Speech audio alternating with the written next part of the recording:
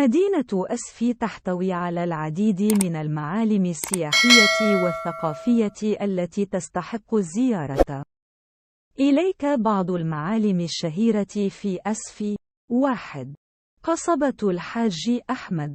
تعد هذه القصبة أحد المعالم الأيقونية في أسفي، وتعود تاريخها إلى القرن ال16.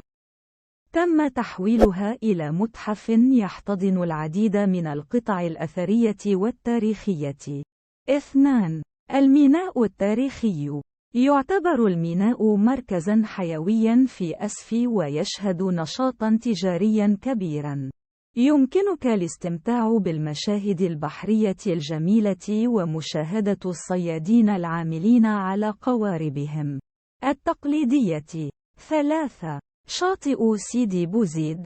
يعتبر هذا الشاطئ واحداً من أجمل الشواطئ في المدينة، حيث يمكنك الاستمتاع بالرمال الناعمة والمياه الصافية والمناظر الطبيعية الخلابة.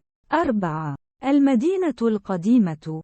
تحتوي المدينة القديمة على شوارع ضيقة ومباني تاريخية مثيرة للاهتمام. يمكنك استكشاف الأزقة الضيقة والتجول بين المحلات التقليدية واستكشاف سحر الأسواق المحلية. 5. قصر البحر. يعتبر قصر البحر واحداً من أقدم القصور في أسفي.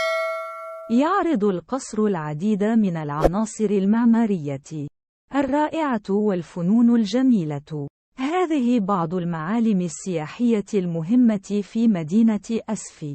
هناك المزيد لاكتشافه واستكشافه.